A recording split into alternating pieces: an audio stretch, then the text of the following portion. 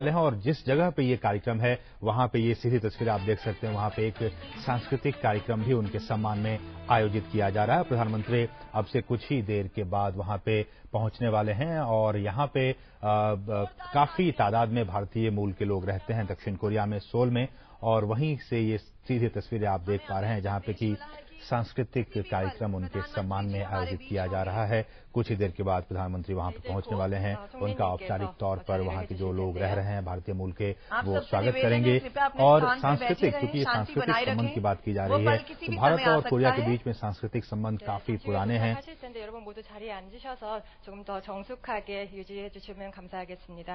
धन्यवाद।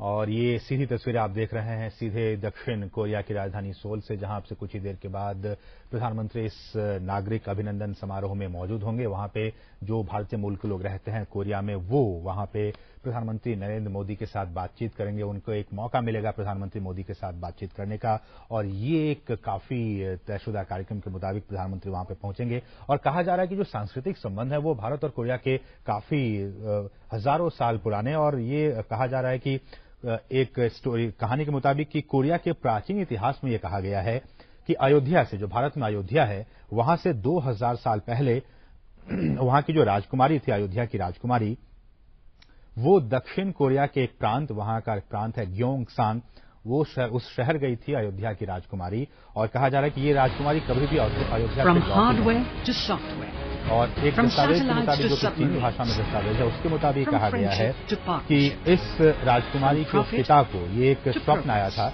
और वो स्वप्न में ईश्वर ने निर्देश दिया था उनके पिता को कि वो अपनी बेटी को उनके भाई के साथ वहां के जो राजा सूरो थे उनसे वो विवाह करें। और इस तरह से जो ये कहा जा रहा है कि उस वक्त से ही लगभग हजारों सालों से ये जो एक संबंध है भारत और कोरिया का, वो चला आ रहा है।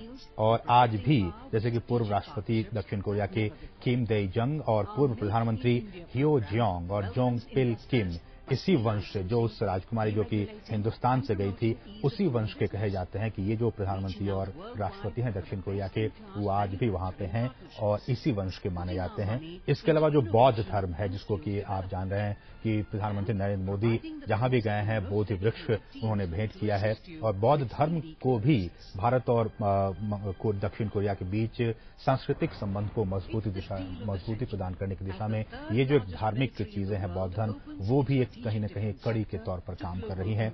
इसके अलावा बहुत सारी चीजें हैं। दक्षिण कोरिया का जो इतिहास रहा है वो हिंदुस्तान के इतिहास से काफी कुछ मिलता जुलता है। उसका भी विभाजन हुआ है उत्तर और दक्षिण कोरिया में, जैसे कि भारत का विभाजन हुआ। और जिस तरह से अगर इस दौरे की बात करें प्रधानमंत्री के, जो कि 2 दिन के दौरे पर गए हुए हैं, और अब से कुछ देर के बाद वहां पे इंडियन कम्युनिटी सेंटर में उनका स्वागत भी किया जाएगा। खासकर जो प्रधानमंत्री का जो मुख्य जोर रहेगा इस दौरे में, वो ये है कि दक्षिण कोरिया के साथ जो भारत का जो व्यापार है उसको किस तरह से आगे बढ़ाया जाए, क्योंकि ये कहा जा रहा है कि भारत का जो दक्षिण कोरिया के साथ जो व्यापार है, तिजारती संबंध है, वो कुल मिलाकर अगर अमेरिकी डॉलर में कहा जाए तो 17 अरब अमेरिकी डॉलर के आसपास का जो वो कारोबार है भारत और दक्षिण कोरिया के बीच में। प्रधानमंत्री ये चाह रहे हैं कि इस विजिट के बाद, इस यात्रा के बाद से दोनों ही मुल्कों के बीच में जो आर्थिक, जो इकोनॉमिक रिलेशन है वो आगे बढ़ें। और ये भी आपको जानकारी के लिए बता दें कि जो दक्षिण कोरिया की जो कंपनियां हैं, लगभग 300 कंपनियां, वो ऑलरेडी हिंदुस्तान में, भारत में काम कर रही हैं, जैसे कि एलजी हो गया, hyundai हो गया, सैमसंग हो गया, पॉस्को को लेके भी बहुत सारी बातें की जा रही हैं, क्योंकि पॉस्को का एक बहुत बड़ा जो परियोजना है वो ओडिशा के जगत सिंहपुर इलाके में उस पर काम अभी चल रहा है। तो जिस तरह से इन्वेस्टमेंट की बात प्रधानमंत्री करते रहे कि किस तरह से दक्षिण कोरिया से जो निवेश है वो भारत में हो, उस दिशा में किस तरह से आगे बढ़ा जाए, प्रधानमंत्री का ये फोकस रहा है। और इस दौरे से भी ये उम्मीद की जा रही है कि भारत और दक्षिण कोरिया के बीच में जो है वो जो संबंध है, आर्थिक संबंध, सांस्कृतिक संबंध, राजनीतिक संबंध, वो भी बढ़े। और जो संबंध है वो काफी पुराने भी रहे। दक्षिण कोरिया का भारत के साथ स्ट्रैटेजिक रिलेशन जो है वो भी काफी पुराना रहा है। और इसी दिशा में जो है वो अभी कुछ दिन पहले ही हमारे विदेश मंत्री जो है हमारी सुषमा स्वराज वो दक्षिण कोरिया के दौरे पर गई थी और अभी कुछ महीने पहले ही जो है वो मनोहर पर्रिकर जो कि रक्षा मंत्री हैं वो भी दक्षिण कोरिया के दौरे पर गए थे। तो किस तरह से आप देख सकते हैं कि भारत और दक्षिण कोरिया के बीच के जो संबंध है उसको किस तरह से और भी मजबूत किया जाए, उसको और भी आगे दिशा दिया जाए, इसको लेके भारत सरकार और भारत के जो तमाम लोग हैं वो इस दिशा में आगे बढ़ने की कोशिशों में लगे हुए हैं। और अब से कुछ ही देर के बाद जो है वो प्रधानमंत्री वहां पे पहुंचने वाले हैं क्योंकि जो भारतीय समुदाय के लोग दक्षिण कोरिया में रहते हैं उनसे मिलने का कार्यक्रम है और अब से कुछ ही देर के बाद उस कार्यक्रम स्थल पर प्रधानमंत्री पहुंचेंगे। हम आपको वहां फिर से दोबारा लिए चलेंगे, लेकिन मंगोलिया में क्या कुछ रहा प्रधानमंत्री का कार्यक्रम इसके बारे हम आपको बता दें कि इससे पहले प्रधानमंत्री के मंगोलिया दौरे में सामरिक साझेदारी जो स्ट्रेटेजिक साझेदारी है उससे साथ साथ साइबर सुरक्षा समेत 13 समझौतों पर हस्ताक्षर किए गए। प्रधानमंत्री नरेंद्र मोदी ने मंगोलिया को आर्थिक क्षमता विस्तार और बुनियादी ढांचे के विकास के लिए $1 बिलियन के ऋण सहायता की घोषणा की है। प्रधानमंत्री ने मंगोलिया की संसद को भी संबोधित किया और प्रधानमंत्री मोदी ने मंगोलिया को भारत का विश्वस्त साझेदार बताया और संबंधों में सुधार की दिशा में एक नए अध्याय की शुरुआत भी इसे करार दिया।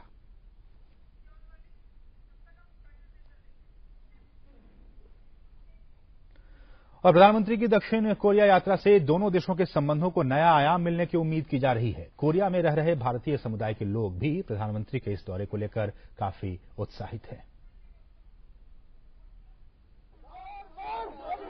ये वो जोश है जो प्रधानमंत्री नरेंद्र मोदी की दीवानगी की कहानी अपने आप बयां करता है। पीएम मोदी जहां भी जाते हैं उनके लिए लोगों का जुनून सर चढ़कर बोलता है और यही वजह है कि विदेशों में बसे भारतीय पूरी तरह से मोदीमय नजर आते हैं। पीएम मोदी क्यों ही विश्वविद्यालय के जिस हॉल में लोगों से सीधी बात करेंगे वो भी पूरी तरह से तैयार दिख रहा है। और आपको सीधे लिए चलते हैं सोल, जहां की प्रधानमंत्री नरेंद्र मोदी इस खास कार्यक्रम में पहुंच चुके हैं। भारतीय जो वहां पे रह रहे हैं नागरिक अभिनंदन समारोह वहां पे आयोजित किया जा रहा है और प्रधानमंत्री नरेंद्र मोदी इस वक्त वहां पे पहुंच चुके हैं। काफी तादाद में भारतीय मूल के लोग दक्षिण कोरिया में रहते हैं और इसी वजह से प्रधानमंत्री ने दक्षिण कोरिया के प्रधानमंत्री जी का हार्दिक अभिनंदन।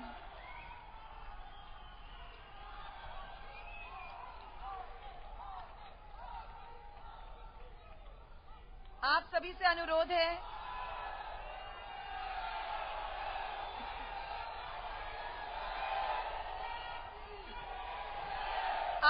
अनुरोध है कि अपने अपने स्थान पर राष्ट्रगान के लिए खड़े हो जाएं। अब भारत का राष्ट्रगान होगा, कृपया अपने स्थानों पर खड़े हो जाएं। 인도 국가 대창을 위해서 자리에서 일어나 주시면 감사하겠습니다.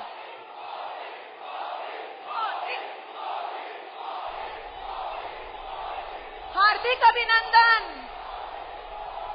हार्दिक अभिनंदन कोरियाई और भारतीय समुदायों की ओर से हार्दिक अभिनंदन।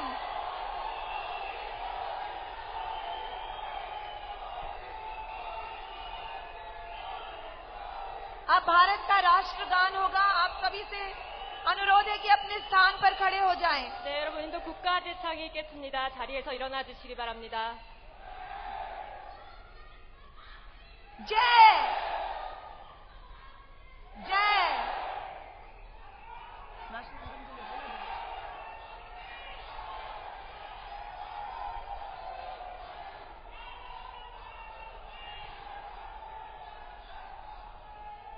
राष्ट्रगान के लिए कृपया सब अपने स्थान पर खड़े रहें। अब हमारा राष्ट्रगान होगा।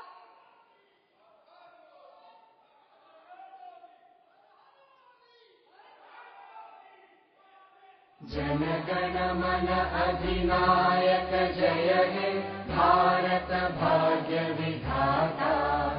पंजाब सिंध गुजरात मराठा द्राविड़ उत्कल बंगा। विंध्य हिमाचल यमुना गंगा उच्चल जलधि तरंगा। तव शुभ नामे जागे, तव शुभ आशीष मांगे। गाहे तव जय गाथा। जन गण मंगलदायक जय हे भारत भाग्य विधाता। जय हे जय हे